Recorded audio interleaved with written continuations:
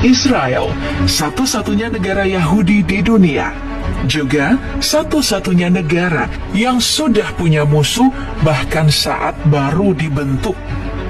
Lebanon, Suriah, Iran, Mesir, Turki, atau bisa dibilang semua negara Arab memusuhi Israel. Nah, apa penyebabnya? Semua yang membaca sejarah pasti tahu. Konflik Israel dan negara-negara Arab dimulai pada abad ke-19, di mana Zionis berusaha mendirikan tanah air bagi orang-orang Yahudi di Palestina.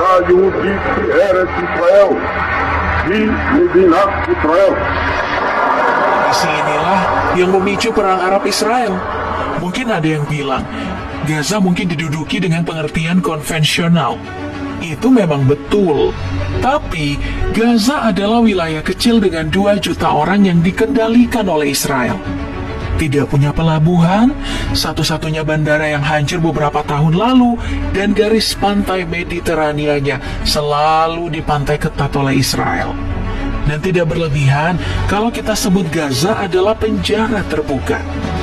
Sekarang pertanyaannya, apakah Palestina bisa menang melawan Israel? Ini mungkin pertanyaan yang sangat sulit untuk dijawab, mengingat selama rentan waktu yang relatif singkat dari sejak berdiri, Israel jadi kekuatan besar. Kekuatan militernya mungkin tidak sebanding dengan Mesir atau Turki dalam hal jumlah. Tapi kekuatan pelatihan, peralatan, teknologi, dan senjata nuklirnya membuat Israel tidak bisa diserang. Jadi sekali lagi, apakah mustahil bisa mengalahkan Israel? Jawabannya, tidak. Israel pernah diserbu oleh tentara dari Lebanon, Suriah, Yordania, Mesir, Irak, dan negara Arab lainnya. Dan jika itu terulang kembali, apa yang akan terjadi dengan Israel? Hanya saja, kalau kita berhitung di atas kertas, Palestina akan menang melawan Israel, kemungkinannya itu sangat kecil. Alasan pertama, seperti yang sudah disinggung tadi, Israel ini adalah negara paling kuat di Timur Tengah. Di dunia, Israel juga salah satu militer paling kuat. Dikutip dari Al Jazeera, Israel punya 169.500 personil militer aktif di Angkatan Darat, Angkatan Laut, dan paramiliter. Juga diperkuat 465.000 pasukan cadangan dan 8.000 paramiliter. Sekitar 300.000 tentaranya ditempatkan di dekat jalur Gaza. Sekali lagi, memang jumlahnya tidak sebesar Turki atau Mesir, tapi persenjataan yang Israel punya itu sangat canggih. Punya 2.200 lebih tank, artileri sebanyak 530. Pesawat dengan kemampuan tempur canggih sebanyak 339 ditambah 142 helikopter. Untuk alutsista lautnya, total Israel ini punya 5 kapal selam dan 39 kapal patroli dan kombatan pesisir. Itu belum terhitung dengan sistem pertahanan udara canggih Israel, Iron Dome, dan senjata nuklirnya.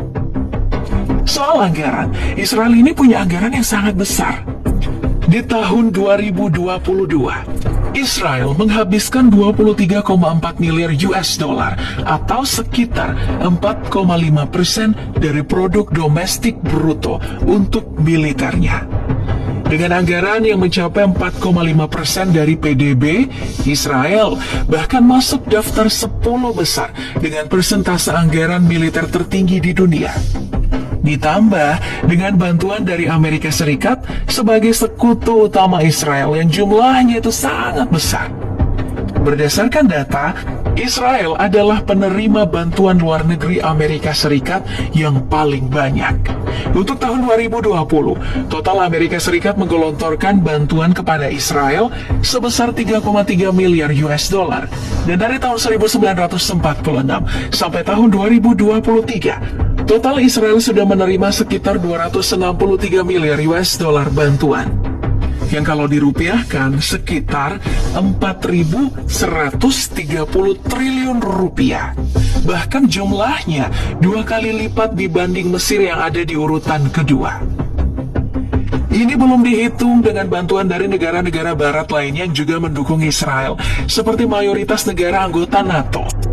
Selain bantuan finansial dari banyak negara barat, Israel juga didukung dengan lokasi dan fitur geografis yang strategis, yang menjadi faktor dominan dalam hal keamanan.